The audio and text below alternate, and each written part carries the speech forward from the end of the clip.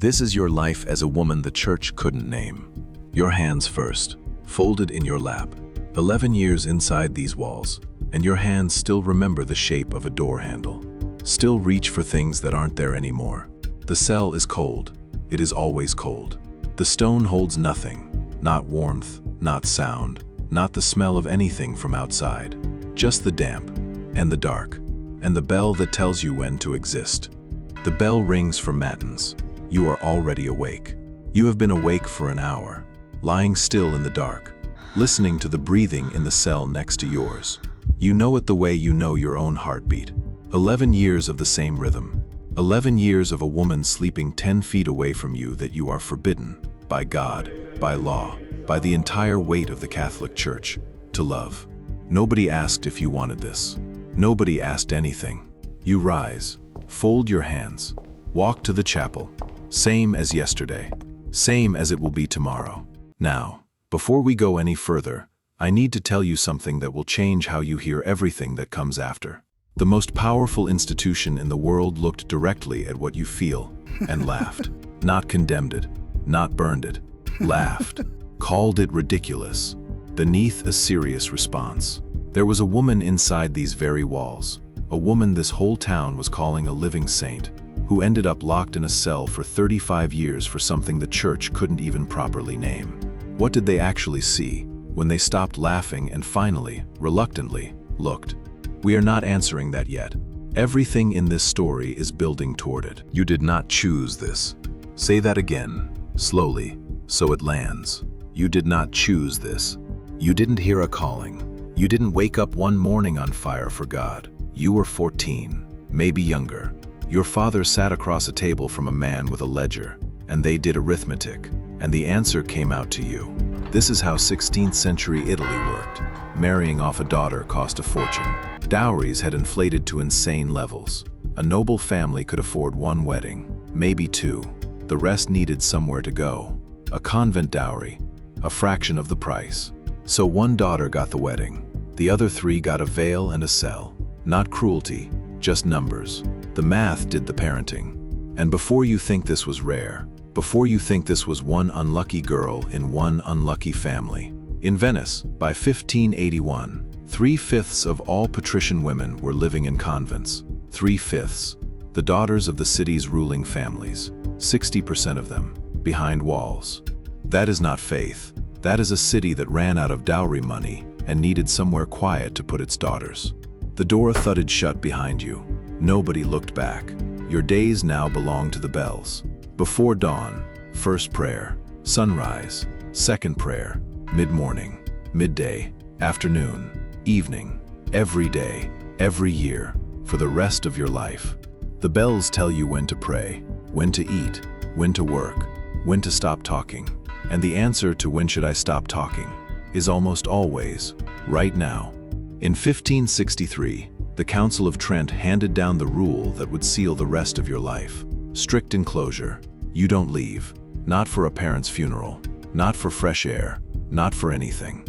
The walls are not a metaphor. They are the point. The rooms where you speak to outside visitors have iron grills between you and the world. You talk to your own mother through metal bars. Think about that for a second. And the women, 40 of them, locked in here with you, for life. And you are forbidden, explicitly, formally, in writing, to get too close to any of them. The church had a phrase for what they feared: particular friendships, amicizie particolari, any bond that got too private, too intense, too much like love, forbidden. Not always because they feared desire, because the whole machine only worked if you gave yourself to God and the community, not to one specific woman whose breathing you have memorized. They built the silence to prevent it. They had the older nuns watch the younger ones. They designed the schedule so you were never truly alone with anyone. Emotional solitary confinement, with a chapel attached. You were meant to be one cell in one body, never half of a pair. But there is a woman whose footsteps you know, and you have known them for years. Here is the part that nobody tells you. The men running this institution, the bishops, the confessors, the inquisitors, they are not lying awake at night thinking about you. Their entire framework for sin, every law, every court, every punishment, is built around one act, one definition, and two women together, in their minds, didn't obviously fit it. So most of them looked at what you might feel and concluded it probably wasn't the serious version of the sin. You want the proof? Look at the penitential books. The church's official price list for sin: cold, bureaucratic, every category, every punishment, priced out. Theodore's penitential: a woman who lay with a woman, 3 years penance. A man who lay with a man, 10 years. Pope Gregory III, 8th century: 160 days for women, a full year for men. And then there's a 12th century cleric named Etienne de Fougères. He looked at the whole question, women together, and you know what he called it? More ridiculous than sinful. In their framework, you were not a monster. You were a punchline. Now think about what that meant inside your walls. Every day, they watched your friendships obsessively. The iron grills, the enforced silence, the older nuns watching the younger ones. But they were watching for factions, for power struggles, for women who might organize and resist, not for what you actually feel. Their whole architecture of surveillance pointed somewhere else entirely, which means you could hide in plain sight, right inside the blind spot of the institution that owned you. The numbers say it plainly. Historians have gone through centuries of records, every church trial, every court document, every confession across medieval Europe, and found around 12 documented cases of sexual relationships between women.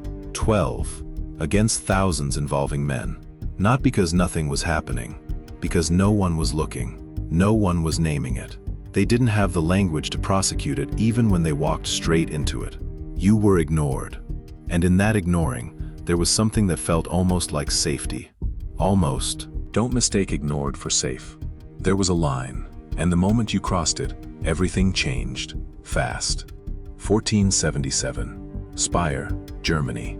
A woman named Katharina Hetzeldorfer was put to death by drowning. The part that stays with you, the authorities executing her barely had the legal language to describe what she had done. They killed her for a crime they could hardly name. But the case I need you to understand, the one that answers the question I asked at the very beginning, is Benedetta Carlini. Born 1590, placed in a convent at 9 years old, rose to become its abbess, the most respected woman in the building. And then, she started seeing things. Around 1614, visions began. By 1618, she claimed the stigmata, the wounds of Christ, appearing on her own body. Hands, feet, side. In 1619, she staged a mystical marriage to Christ in front of the entire community, speaking in voices, describing heaven like she had been there. The other nuns were stunned. Word got out beyond the walls. And here's the thing about a living saint in 16th century Italy. She was extraordinary business. Pilgrims, donations, prestige. Powerful people had strong reasons to want her visions to be real. The first church investigation, she passed. Saint status, essentially confirmed. Then the second investigation opened. A younger nun, Bartolomea Crivelli, had been assigned to share Benedetta's cell, to watch over her during the violent visions. What Bartolomea said in testimony turned the whole case inside out. During certain episodes, she said, Benedetta would claim she was no longer herself. She said she was possessed by a male angel, named Splenditello. And while she was this angel, she would pull Bartolomea onto the bed, insisting there was no sin, because Benedetta wasn't aware of what was happening. I have to stop here, because this is exactly the kind of story that gets flattened into a headline. A love affair, a romance, two women finding each other across the centuries. It isn't that clean. The official 1623 report did not call it a love affair. It called what happened something done without knowledge, against her will, by the work of the devil. Whether there was real feeling between these two women, whether Bartolomea was willing or frightened, whether Benedetta understood anything at all, we don't know. We genuinely don't know. Anyone who tells you they do is selling you something. What we do know is what happened next. The investigators tore apart every miracle. The stigmata, faked with a needle. The holy wedding ring, gold foil and red wax. The marks of devotion, blood she had smeared herself. The living saint had been doing arts and crafts. November 1623. Benedetta lost everything. Stripped of her title. Imprisoned within the convent. For the rest of her life. 35 years in a cell. She died in 1661. 71 years old. 3.5 decades for the woman this town had nearly worshipped. And now, the answer to the question I asked at the very beginning. What did the church see when it stopped laughing and finally looked? Something it still couldn't name. Something it called possession. The devil's work. An act performed by an angel who wasn't real. It looked, and it still didn't have the word. You think about the word they never used for you.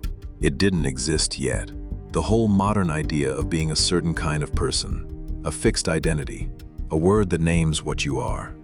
None of it existed in your world. What you feel has no name. It has a number in a penitential book, priced somewhere between stealing and lying. It has a shrug. It has 40 years of cold stone built specifically to contain it. You think about the women you will never meet. Hildegard of Bingen, 12th century abbess, composer, mystic. When church authorities tried to transfer the younger nun she was closest to, she fought. Letters of longing that reach for the language of the Song of Songs. Was it love? Was it something the church would have no word for? Was it a bond so deep it looked like everything else? The letters are still there. The answer isn't. Sor Juana Inés de la Cruz, 17th century Mexico, one of the finest minds of her century, writing aching, specific poems to a noblewoman she adored. Writing that for the soul, distance doesn't matter, and neither does sex. Scholars are still arguing about what she meant by that. The fact that she felt the need to write it tells you something. What connects all of these women, across centuries, across oceans, across completely different lives. They were brilliant, devoted, enclosed. They poured everything they had into the only relationships available to them, which were with other women. And then history handed their private lives to strangers to argue over. You don't get a vote on how you are remembered. Neither did they. The church built the walls, the silence, the grills, the bells. It built an entire world designed to make particular friendships impossible. And then it looked at what happened inside that world and decided it was too ridiculous to name. It named everything else, every sin, every crime, every body, accounted for, and it looked at you and looked away. Not mercy. A failure of imagination so complete it accidentally looked like freedom. Your hands are folded in your lap. The last bell of the night is ringing. Outside in the corridor, footsteps, slow, stop. You already know what you feel. They never found the word for it. Let me tell you what this story actually is. It is not about women who were crushed and disappeared. It is about women who felt something real, inside a world built specifically to make feeling anything impossible, and felt it anyway. Arcangela Terabati, locked in a convent at 11 because her father's accounting said so. She picked up a pen and declared war. Her words sat in a drawer for 338 years. They still landed. Hildegard fought to keep the person she loved close. Sor Juana wrote poems so honest and so alive that 6 centuries later we are still arguing about what she meant. Benedetta, whatever actually happened in that cell, refused until the very end to say what they wanted her to say. None of them waited for permission to feel, to create, to resist, to leave something behind. They did it inside the walls, inside the silence, inside the institution that thought it owned them. So, the next time the world tells you what you are allowed to want, what you are allowed to say, what you are allowed to be, remember this. The women the church couldn't name left their names everywhere. In letters, in poems, in the court records of the men who were trying to erase them, in a manuscript that sat in a drawer for 338 years and still found its reader. They did not need permission to exist, and neither do you. I hope you liked this video. Leave your thoughts in the comments section, and don't forget to hit the subscriber button and bell icon. Thank you.